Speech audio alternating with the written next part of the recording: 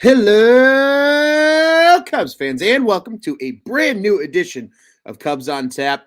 You know my voice. You're probably sick of it if you listen to this show, but I am Ron Luce, and I have a special guest, a very, very, very special guest. So, for those that are followers of the On Tap Sports Network, or even if just of Cubs on Tap, and you follow us on Twitter, and you see all of these great graphics and clips that we get, and well, we call him the media goat around On Tap Sportsnet, but this is the man himself, Mr. Brian Lefevre. Brian, first off, you were at the game tonight, so how perfect that you were on with me tonight to talk some Cubs baseball. But first off, sir, how are you doing tonight? I'm good, man. Had a blast at the game tonight. I'm not even like a diehard Cubs fan at all, to be honest. So sorry to everyone in the chat, but hey, I've been going to Cubs games since I was like 2 years old. So they're what I know. But Absolutely. Well, I was gonna say, and you have a very unique baseball fandom, and I know this already. We josh about it all the time in the Slack channels over at On Tap. But so you are a Diamondbacks fan that is at your correct. core. How did that start for the people that are probably wondering, like, you live in Chicago, why are you a D-backs fan? Yeah, what happened there, right? So yeah, well, my journey is very interesting. I get started at the beginning too. Like I said, I've been going to Cubs games since I was a kid. Brewers games. My dad's a Brewers fan. He grew up in Wisconsin. But I didn't want to root for the same team as him. And my mom liked the Cubs, so I picked them at a young age. And then my best friend in school took me to a Sox game, and I was like, "This is cool too. I like the Sox." And he's like, "You should be a Sox fan. Don't be a Cubs fan. Cubs stink. They haven't won anything." Me not knowing that Sox haven't won anything either. Right at that time, at But least, yeah. influential best friends. So so they became my team. And then when the Diamondbacks were created, my grandparents lived down in Arizona. They sent me a box of like Diamondbacks gear, like sweatpants, sweatshirts, Cool. hats, and it was just like, oh, dude, this is Christmas, Yeah, you know.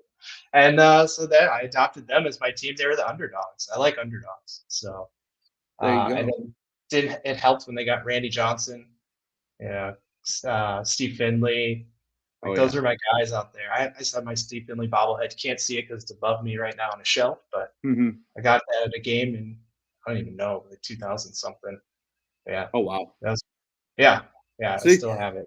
so like you said though, like yeah, it's a unique journey to where you got, but like it goes way back, and there's a lot of a Yeah. lot of family ties behind it, which I think is always cool. I think it at most people's kind of core of fandom, it really comes from either somebody you're really close to, whether that's a friend in your case with kind of the White Sox, or family. Like I know with my case, I apologize for everybody that thinks I sound hoarse. Also, by the way, because I've been doing a lot of yelling and screaming over the weekend. If you haven't seen my Twitter where I've been, but same idea, right? Like I grew up a Cubs fan. My parents were both Cubs fans, so like for me, it was really easy to get into it right away at a young age. So that's awesome, though. That's really cool. I mean, in fairness, too, like when the Diamondbacks started, they had that great color scheme, and like I'm sure the Yeah. the merch and everything was awesome. And like you said, Randy Johnson and early success with the 01 World Series, and so that's always a good feeling. I feel like too as a fan when you're like, I got on the right team. Like I'm rooting for the right guys here. And one of your guys too, right? Playing for our enemy at least here, Cubs on Tab. But Oh I yeah, mean Mark Paulie Grace, man. Goldschmidt. Well, yeah, and Oh Paulie wow. Goldschmidt too. Yeah, yeah, yeah. Sorry, Yeah, yeah. I mean, back then, yeah, Mark Grace was huge to me too, because like I said, yeah. I grew up watching him going to Cubs games and Hmm. loved watching him play first for the Diamondbacks, and Yeah. was glad that he could get a championship back then too. I was gonna say So he's probably the one at the core for like the Cubs and D-backs fans that like it's the meme on Twitter, right? With like the two arms and they're grasping, and it's like Cubs fans, Diamondbacks fans. It was like watching Mark Grace hit baseballs. Like that was the big one, right? exactly, And I mean, obviously, an incredible first baseman. I mean, probably arguably one of the best bats to ever play first base, at least in recent memory. Certainly to doubles an machine, extent. man.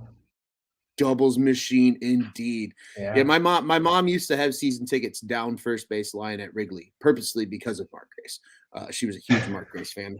I think actually within an earshot of where I'm sitting right now, I can see a bunch of baseballs. I know there's a bunch of Mark Grace signatures over there from her time as a Oh, that's groupie sick. way back in the day. Yeah, they're good. They're fun. My neighbor was obsessed with Mark Grace too, and she was a very interesting woman. She had a jock strap with a cup in it, and she'd bring it to Cubs games and have players sign it every time she was there. Hilarious. Yeah, Yeah, she got Mark Grace's signature on the jockstrap. So That's pretty great. incredible. I was gonna say, but that's a memento though, that as a side piece of item that you're like, this is so unique. I bet you Yeah, nobody else has this. That it makes it kind of funny and exactly. kind of cool. Like as weird as that sounds, people would be like, "Why do you think a jockstrap's cool?" It's like, but it's because it's like the most weird thing you could possibly sign, and that's what Hmm. she has signed. So like, why not? That's awesome. I think that's incredible. That's actually Yeah. really funny. That's super cool. Especially, and it feels, dare I say, it almost feels too perfect that Mark Grace has signed it, right? Like Right. just just given, kind of the off field and everything like that. Like it almost feels apropos in a lot of ways. But Brian, before, obviously, again, like I said, for those that don't know, and if you're not following Brian on Twitter, you could see if you're watching us live here, it's at Lefevre Fever, which is absolutely perfect. I think Come if on, you, Ron. Lefevre fever. That's why the name is that way. oh, So you know how to Lefevre pronounce Fever. it. I see. I'm bad with I names, thought you were and just being colorful earlier. I was like, I'll let it no, slide. that was ignorance on my part. I apologize for that. And see, and normally, see, this is when you know I'm tired and I'm out of it, is because normally I ask before the show. I'm always like, okay, let me confirm that I don't screw this up, because I'm really good at Yeah, screwing names up, as you can see. So that's that one's okay. on me. But the It's better than Lefevre, Lefevre, which I get all the time too. Thanks, Brett Favre. yeah, I was literally just about to ask you. I was like, how much has Brett Favre just screwed it for you over the Yeah, years? absolutely. Absolutely.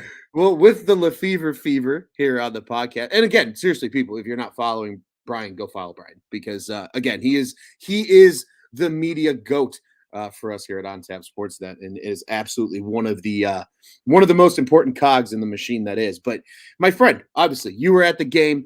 We chatted while you were at the game, hence your appearance here tonight, joining me. Pretty special game to be at overall, really. Even if you're not a diehard Cubs fan and what have you, obviously, if you're a Cubs fan, the 7-1 victory is super cool. But I think the top thing about tonight's game was the 2022 Cubs Hall of Fame class, headlined by the great Pat Hughes. He got recognized on TV for those that were watching at home, like myself. For those that were in attendance, I saw that they recognized him after the announcement between half innings. So everybody got to give him a proper round of applause. Just what was that atmosphere like when they kind of announced it? Because I know, like, there's a good amount of people that are on Twitter that go to these games. So, like, I bet a reasonable amount of people knew when it was already happening on TV. But what was that reaction, especially for those that aren't? Like, once they announced that Pat Hughes was now official member of the Cubs Hall of Fame. Well, that's a good question, Ron. And actually, I was buying peanuts at the time, so I wasn't even in the stands for it. But yeah, I was a little. I came back and I was like, "Oh, Pat Hughes, nice." And my wife was Yeah, like, "Who?" And I had to explain it to her, and sure. so I was at the tail end of like the celebration there because I had just come back from buying food, and I was like, Too "Man, that's funny. like a great time to do that." But yeah, no, either way, it was still great. You could hear the cheers. It was awesome having Rhino there as well. Like I said, growing up watching Ryan Sandberg play, he was one of my favorite players. Mhm. Before I grew up and started liking guys like Alex Rodriguez, unfortunately. But Yeah. um, We all have our he moments, was but it's okay. We all have our right. moments. Robin Ventura, and then watching Ventura get pummeled by Nolan Ryan. I have a bad track record with picking favorite players. I feel like, but whatever. Yeah. Hey, that's okay. Um, Hey, good but that players said, it though. was good players. Yes, good Yeah. players. But that said, like, yeah, it was the atmosphere was great out there. Everyone was excited. Um, yeah, I don't know. I can't provide much more detail than that. Like I said, I apologize. I was buying peanuts. No, well, and that's, but like you said though, like it's the pop, right? You hear that pop from the crowd, and Hmm. that's when you know. And just Pat Hughes is so beloved, and I know there's a lot of comments in here. Actually, before we even got started, everybody was very excited here as well. But obviously, as Jeremiah said, shout out to Pat and Jack R commenting. Pat Hughes the best, and it's hard to argue that. I mean, and he even says once Pat retires, he got to do everything to get back Mr. Casper on the north side, and then Carey, Brickhouse, Hughes, and Casper/Santo Cubs broadcasting Mount Rushmore, according to Jack R. But I mean, yeah, I agree with when I that. think, yeah, and when I think, Cubs broadcasters, right, especially in my lifetime, and um, I'll date myself. I'm going to get yelled at by some people. They're going to be like, "Ron, you're young and you're a baby," but like my memory as a Cubs fan, especially for broadcasting, right, it was right when Len had joined back in pseudo 04-ish, right? So like for me growing up was Len Casper on television, with Bob Brenly for a while, and then obviously then now JD. And then on radio, it was always Pat and Ron, whether it was Ron Santo or now Ron Coomer.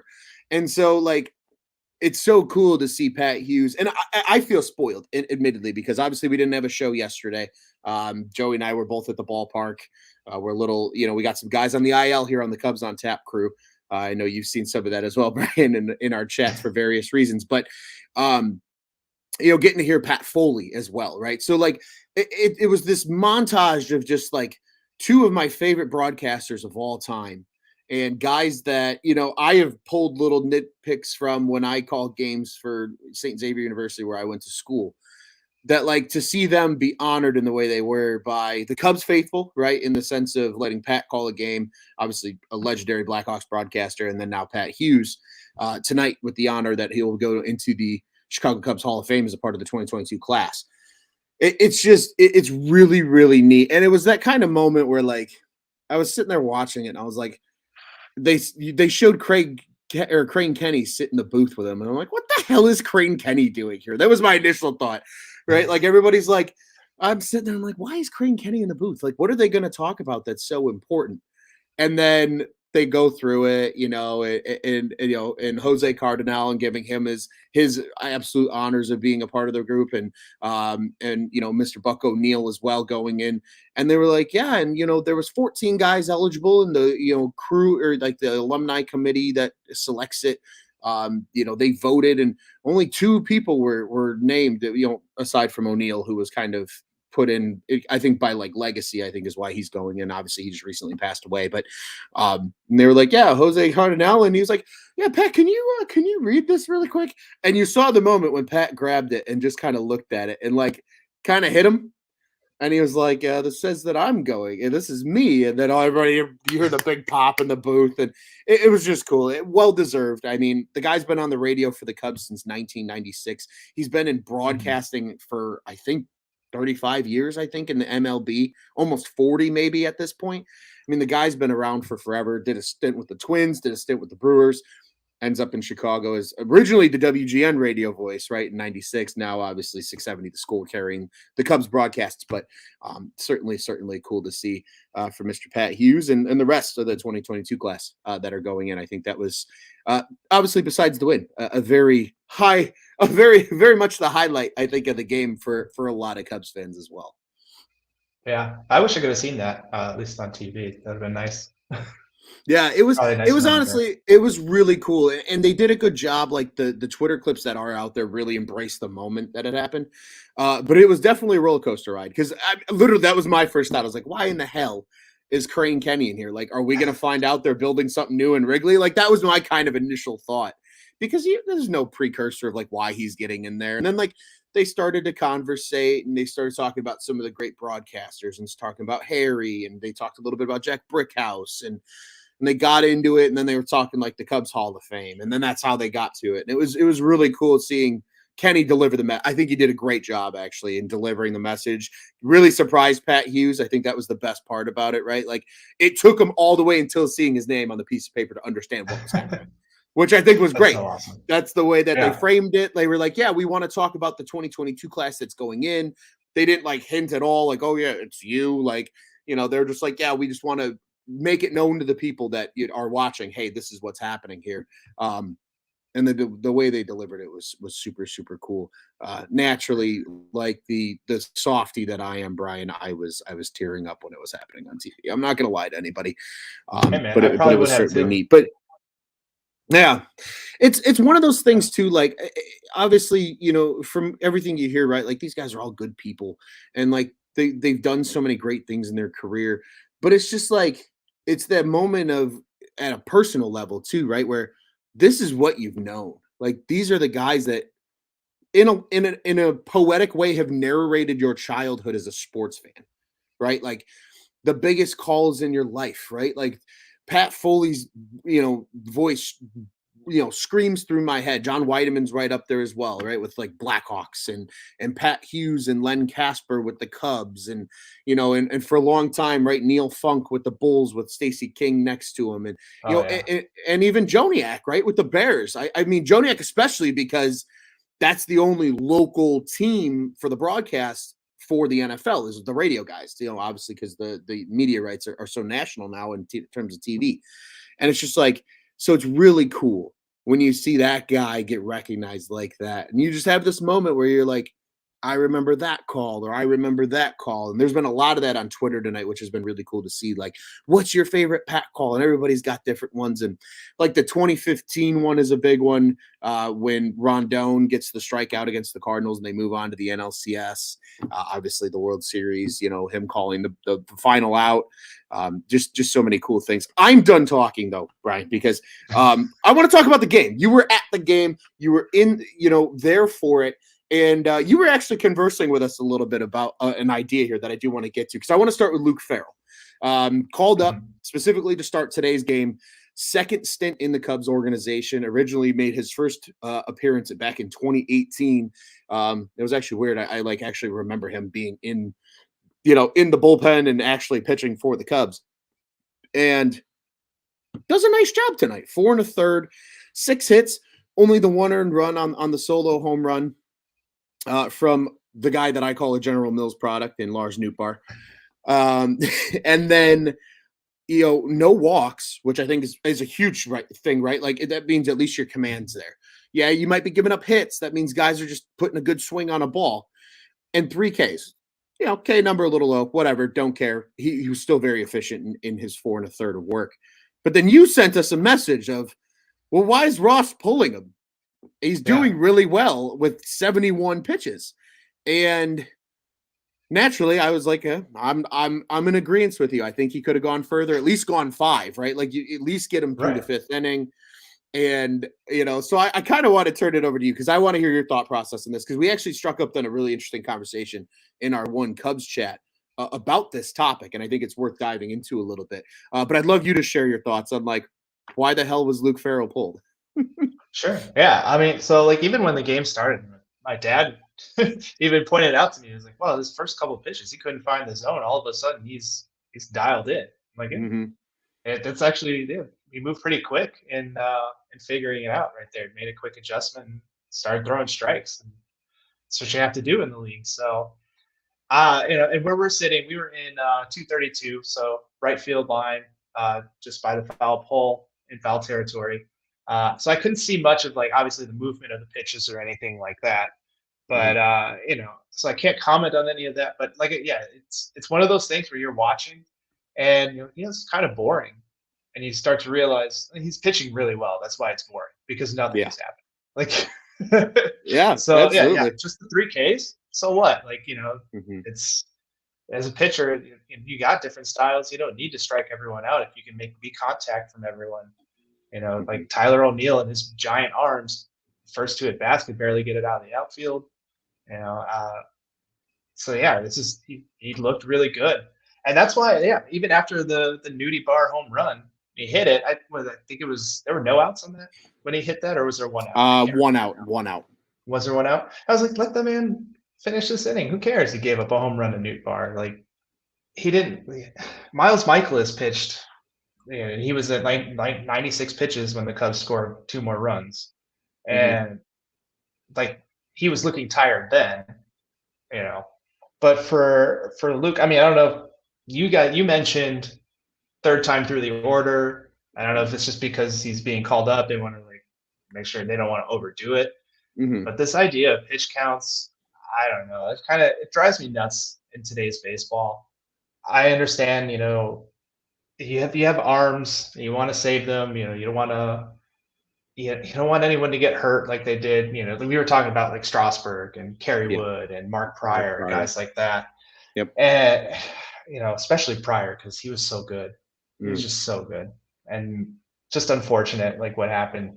But I don't know, man. I like I say, I grew up watching guys like Randy Johnson, who could throw 130 pitches every 5 days if he had to. And he even like said as much, like sometimes he'd join in on Diamondbacks broadcasts, and he talks about those old days. And he talks about like how pitchers are now. And he's like, I prepared myself to have to do that. Like if I had to, I could throw 130 pitches if that's what the team needed. If the bullpen was depleted and they were like, we need you to pitch a complete game, I was prepared. I would do it. Yeah. And it just like that doesn't exist anymore. And whether it's stats because of the third time through the order, whether it's, just want to protect your arms, your young arms. Like I get it. I get you want to protect guys, but I don't know. It's tough not watching. Like how many guys have gone through like the 8th inning this year, right? I mean, like Sandy Alcantara has done it multiple times this year. He's done it more than like I was gonna say. I think Alcantara has done it literally more than like 18 complete teams have. Like he's going beyond or like at least through 8 just by himself, which is insane when you think about it. Like you said, in today's baseball. Merrill Kelly for the Diamondbacks, he's done it a few times. I don't think Zach Gallen has gotten there, but he's had his longest outings this season for the Diamondbacks. I think he's gone through 7, which is, again, that's also still rare, like getting through 7 innings nowadays. Right. But yeah, those are like the few guys off the top of my head I can think of. Sorry, Diamondbacks fan, but I also just saw that stat, and those 2 were at the top of the list, Alcantara and Merrill Kelly. So but yeah, my point still stands. It's just strange to me. I looked at my dad. I'm like, 71 pitches. What's going on? Yeah, like he doesn't even look wild. He didn't look tired. Right. Nothing looked out of control. It's just Newbar hit a home run. I'm like, Rossi, what are you doing? Yeah, let this guy like finish this inning at least. Right. I don't know. Seems strange to me. And I think looking just at this one example, like I think too with Farrell, admittedly I haven't kept up enough with him in the minor leagues. Like maybe he was only going, normally like 4 innings. Like I don't know what it was in that instance, but in the greater prospect, because I do kind of want to talk about this a little bit because I think it's a great topic in baseball to talk about. And I'm right there with you. I like watching pitchers go deep, like at least get us through 7, right? Like my at least hope is like get through 6, right? 6 is a quality start. We'll take it. I think that's awesome. At minimum 5, like if you're having a rough day or, maybe the command's not there, but you're pushing through, at least getting through 5, I like. But like, I love seeing a guy go through 7, like Marcus Stroman over the weekend going 7 2/3. That's awesome. I love that shit. I love when starters go deep into games because 95% of the time, like you're usually dealing if you're going that deep into a game. So you always love to see a good start from your starter. But it also just shows the durability of these guys because, like you said, like I remember the days of guys like Randy Johnson and even some of these other guys like Andy Pettit and all of them. Like even on a bad day, they're probably still going at least 7 or at least pitching into the 7th inning. And then you keep that bullpen a little fresher. And, sure, guys are throwing harder now and things like that. And there's arguments on both sides. But, a lot of these guys, like even a lot of the starters now will still tell you, they're like, as a starting pitcher, I want to pitch as long as I physically can. Like that's what they want to do. And I think we're like, at least from a Cubs perspective, right? Obviously with the D-backs, you guys have been spoiled. I have Gallen on one of my fantasy teams. So yes, he's been very nice this year. But him and Kelly, I remember there's nights where I'll check and the D-backs win and I see Kelly and I'm like, damn, he went 8 innings tonight. Like that. Okay. And I think he actually had a game against the Cubs this year where he went like 7 2/3, if I remember correctly. So I vividly remember that. And it's just like, you would love to see more of that in baseball because now it's become a unicorn where, like you said, like in the Randy Johnson days, it was maybe not necessarily the standard because Randy Johnson was Randy Johnson. And like you said, could go 9 innings every 5 days, but at least like, I feel like the narrative has shifted from like, all right, at least get your starter through 5 when it used to be like, hey, at least get your starter into the 7th inning. Like that was always the goal was like, get him into the 7th. Maybe you get a couple outs. Maybe he goes through the whole 7th, whatever it is. And then, okay, hey, we'll yank you, setup man, closer, game, right? Especially if you're winning. Right. So I agree. I think there is a part of baseball with a starting pitcher that you miss in that instance too. And I know like data analytics say, okay, you're 3rd time through the order, like guys are more likely to get a hit, whatever. That's fine. But like, I think a perfect example of that, Brian, is the World Series, Tampa versus LA. and Blake Snell getting pulled and how controversial that was because as soon as he got pulled, the Dodgers finally scored. The Rays had a chance to push it to 7. Instead, Dodgers win in 6, and it's curtains. And, and some people argue that that's why Blake Snell was like, hey, trade me. Like, I don't want to be here anymore if you're gonna pull me from a game when I'm cruising. Because he wasn't like struggling to get, to that point. Like Right. he was cruising that game. Well, and Kevin Cash was also one of the first adopters of the opener, right? I mean, Yep. starting Sergio Romo for an inning or two and going at just having a bullpen game. Makes sense. I mean, I can see why Snell would get me out of here after that. Yeah. But yeah, it's just an interesting thing to watch how baseball evolves into this way. And it's not good or bad or anything. It's just, it's definitely different. And it seems like the idea of a starting pitcher is kind of going away. Like everything is a bullpen game now, yeah. Like how many middle relievers can you name that are like, I don't know, are they Hall of Fame middle relievers or, Yeah, right. Like if anybody, it's closers, right? Usually, like those are the guys that come to mind. Like, all right, Hall of Fame closer, like obviously Mariano Rivera, Trevor Hoffman.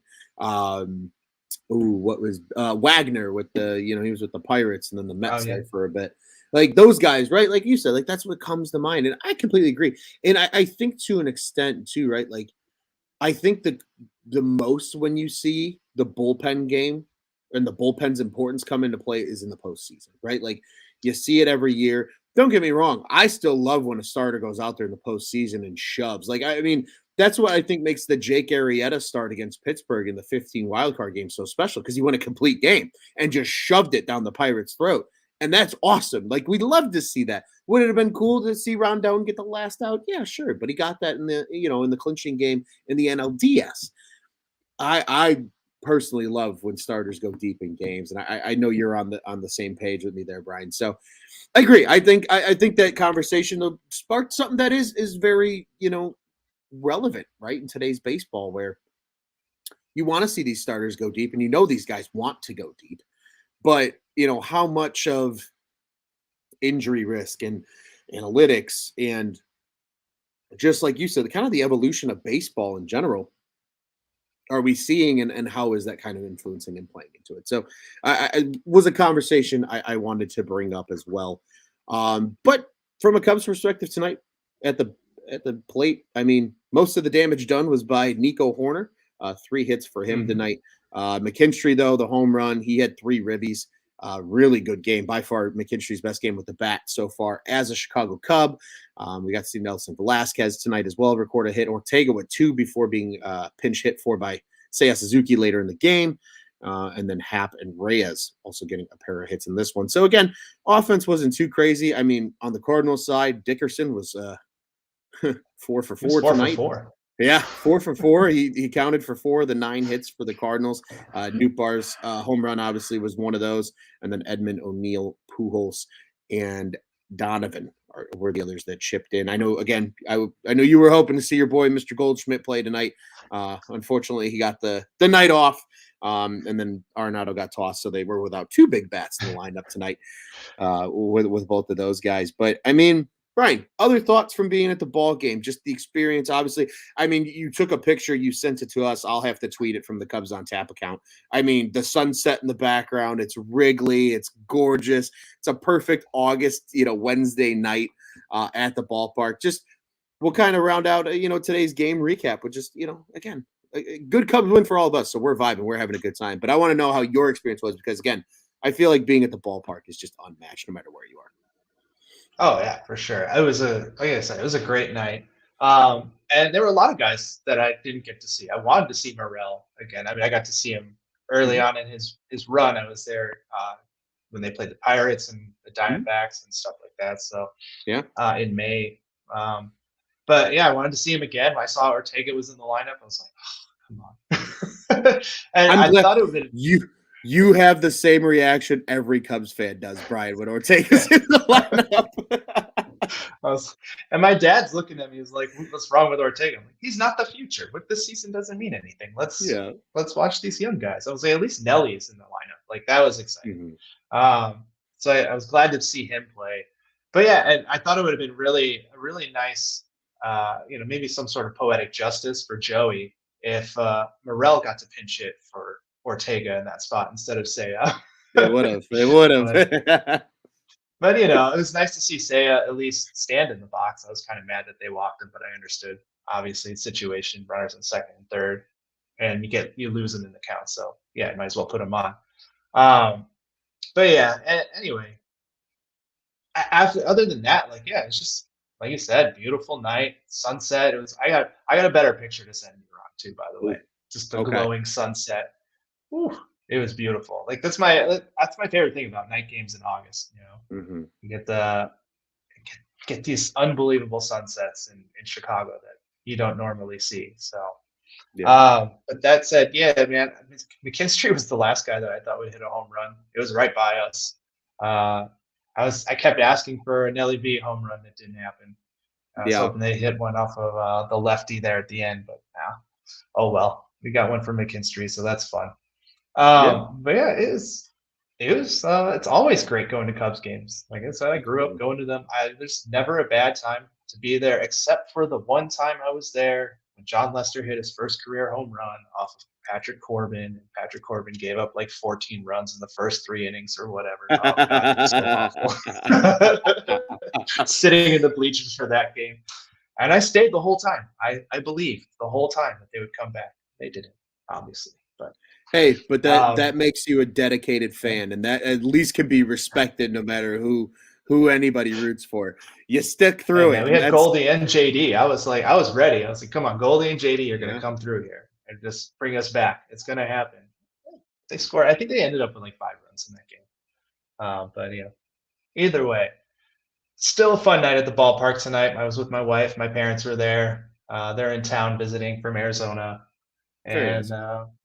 yeah, it was just a really nice low key night at the ballpark. Like you wouldn't even think that the Cubs scored 7 runs because it Just just didn't seem like it, but it was happening. yeah. Nico was great. Uh, and I'm like explaining to my dad like who these guys are. And my mom is like, I don't even know any of these guys. I only know Wilson. I'm like, yeah, well, Yeah. I get that. You guys need to pay more attention. I know you're in Arizona now. Cubs aren't on WGN anymore, so. Right, right. but A little but harder to get the games out there now, yeah. right, right. But I was like, come on, you got to know these guys. You know what I'm doing. I tell you guys I'm working for On Tap right now and doing these videos. You're not watching my clips. Watch my clips. Come on, parents. What are you doing? We'll What are start you doing? sending Then you them the know who we're clips. talking about. Yeah. We'll Yeah, uh I'm just we'll gonna we'll set up an we'll email email them. newsletter for my mom. There you go. Yeah, we'll just email them. It'll just be all of your clips from Cubs on Tap, and that's all she's gonna need to know. She's gonna have all of Yeah, information, know all of the players. It'll be good. We'll keep your parents in the loop for sure. yeah. But Next no, time she man, can be like, "Oh, Ralphie Ortega's in the lineup. Come on." if that happens and you're at the game with her, I hope you record it and please send it to us because that would be arguably the most legendary thing I've ever seen, and I would be so excited to see it. But It would be no, man, amazing. well, good to hear that it was a good night at the ballpark. Like you said, I just those August sunsets in Chicago. It really is. It's like art. You watch the Yeah, sunset behind the left field bleachers in Wrigley, and it's one of those things where it adds to the element of the expression like how are you not romantic about baseball because it's perfect. It literally you can't beat it, especially at such a beautiful ballpark like Wrigley, like you said, man. It doesn't matter who you root for or whatever. I've got tons of friends that are White Sox fans that always admit that they love going to Wrigley because of just the atmosphere and the vibe and what it's like, and just the uniqueness of it as a ballpark in our country. Because really, I mean, outside of that, and maybe Fenway, so many of them are so commercialized and they're big and they're beautiful, right, in their own way. But that history, right, that's kind of tied to like to Wrigley and Fenway still is still absolutely a beautiful thing. But the Cubs and Cardinals got to go one more time Brian, and we're gonna go ahead and quickly look ahead here at the end of this episode. Now, 7-1 win for the Cubbies tonight. You love to see it. That technically makes them now even in the series, 2-2, going into this decisive Game 5, and it's a beautiful 1:20 start on Thursday, August 25th. At Wrigley Field. I, myself, and Joey Ricotta will be in attendance. Once again, I'm on a baseball bender right now. This will be my carry the one, my 5th game in about 6 days. So I'm pretty excited about that. I'm not gonna lie. It's going to be a good one, and there won't be a show then. So, Brian, I'll let you know that now. There will not be a show tomorrow on Thursday, but we're hoping to be back in action on Friday or at least at some point this weekend. But on the bump for the respective sides tomorrow. Well, first, if you are listening in the St. Louis market, KMOX 1120 AM 98.7 FM is where you can listen to that one, and Bally Sports Midwest is where you can catch it on TV. In Chicago, the usual suspects, WRTL 1200, 670 The Score, and Marquee Sports Network, where you can listen and watch respectively. And this will be an MLB Network game for those that are out of market only tomorrow at 1:20. Dakota Hudson, the righty, is on the bump for the Cardinals. I don't feel really good about his line because he's 6-6 with 66 Ks, and that's a lot of sixes in a row, and I don't really like it. But a 4.33 ERA, so that kind of breaks it up just a little bit. And then on the bump for the Cubbies, it is, as Jeremiah said here earlier in the comments, we get to see the Stroh Show tomorrow. Yes, we do. I'm very excited. This is my second Stroh Show game of the season to be in attendance for. He's 3-5 on the year with a 3.83 ERA for the Stroh Show number 0. So, Brian, as a observer of baseball, what are you expecting based on this pitching matchup? Obviously, Stroman coming off a great start against the Brewers over the weekend. Just what are your thoughts, and what do the Cubs have to do to win tomorrow's game and take a series victory over the Redbirds? Hey, they just need to give some run support to Stroman, honestly. I mean, I feel like he's been one of the unfortunate, like I think that happens to him a bunch, at least with when the Cubs are playing and not giving him a ton of run support. So I'd like to see them do that for him.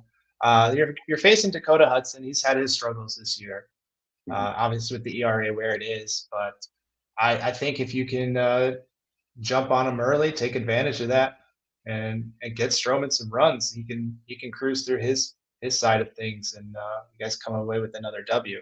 And remind me what the series stands at right now, right? Ron, is it 2-2 right now, or is it 2-2 right now for this one? 2-2. Yep. Yeah. So technically, yeah, you can take it tomorrow. So, and it's always a good thing when you beat the Cardinals in a series. Hey, I may not be a Cubs fan, but I still say fuck the Cardinals. Yeah, that's what we love to hear. I've never liked the Cardinals, fan. So, I love that. I love that. See, Brian, now that can't be one up. I can't one up that now because you finished off your preview for tomorrow's game with a good old classic fuck the Cardinals. And I love that. Hey. But I agree with you, right? I can think of 2 or 3 different starts this year for Marcus Stroman where if he got more than a run or 2 on the board, he's probably getting the win. I mean, he's been very good. Mm-hmm. Obviously, early in the season, he was struggling a little bit, as were a lot of pitchers across the league because of the shortened spring training and things like that. Seeing him come on hot as of late has been good. Hopefully, he builds off that start against the Brewers where he went 7 2/3. And I mean, really, the one run given up wasn't entirely his fault either. Some defensive miscues kept that from being a double play. So, really, he could have pitched a 7 2/3 shutout, and then turned it over to the bullpen. Nonetheless, he's been good. I'm right there with you. Get some runs. Hopefully the wind's blowing out tomorrow. I think that's a big thing. It's been blowing in very heavily this week. That's the one thing I've noticed. So if you're going to hit one, it's got to be really hard. Otherwise, it's not getting out. It's just a good old can of corn for the outfielders then. And I also agree with you, though. Fuck the Cardinals. Let's get a series W. It'd be 6 in a row for the Cubs, 6 series victories in a row. That would be splendid. Again, for a team that, you don't have, anything to play for from a postseason standpoint right now because they're so far out of it. But keep winning series to bring some of that momentum into 2023. And who knows what happens with a big off season, potentially some of these kids being ready next year to take a step forward and play a big role on this team. could be a lot of fun. So I'm right there with you, my friend. I think great analysis from you. But Brian, before we get out of here, I do want to remind everybody Cubs on Tap is the official Cubs podcast, the On Tap Sports Network. You can check out all of our great work over at ontapsportsnet.com and at ontapsportsnet on social media. You can follow the pod specific accounts for us here at Cubs on Tap. We are at Cubbies on Tap, CUBBIES. That's Twitter and Instagram. I am at Loose on Tap on the Bluebird app. Brian is at Lefevre Fever on the Bluebird app as well. Catch it, baby. Catch it, baby. And you can follow all of our other great co-hosts and contributors at Joey Knows Nothing, at Juice on Tap, at Teddy Freddy 270, at Bulls Guy Robin, at Brandon M. Kane. They all do a great job helping us here with the Cubs side of the house. Bulls, Bears, Blackhawks, you know the drill. We've got it all. And yes, Cubs fans, Brian knows them well, as do I. Our Sox on Tap guys do a great job covering the Southsiders. Be sure to send your friends that like the Southsiders over to our friends who like the Southsiders as well. Once again, ontapsportsnet.com, at ontapsports on social media, the OnTap Sports Network. Go ahead and check out what's on tap in Chicago sports. And quick, another plug. Seriously, follow Brian on Twitter, people. He does literally incredible work for us. So many good things. We still have videos that like we need to post yet. And you've made videos that we haven't even been able to post yet, right? You had a Willie video teed up. Like you had some good stuff ready, and then they don't trade them. And it's like, oh, well, that was fun at least to make. And it was great. It was splendid. We were all pumped about it. But no, man, you do incredible work. People need to know your name. People need to know your face. So I'm highly encouraging all of our friends that like Cubs on Tap to go and follow you. And hey, it's okay. Like you said, you might be, a little bit of a Sox fan. You might like the D-backs, but we could all agree at the end of the day, fuck the Cardinals. At least we all have common ground here, right?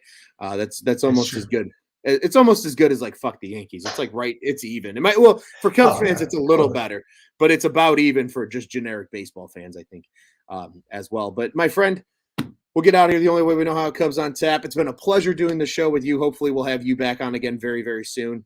Maybe a couple more panelists will join us as well next time. And I don't think the D-backs and Cubbies have any more series for this year, but we'll definitely have it teed up on the schedule for next year. We'll have you on for those shows, and we can give a little jabs and go back and forth and have a good time with it. But my friend, like I said, always a pleasure. And I guess we'll get out of here the only way we know how, with a good old fuck the Cardinals, and let's go Cubbies.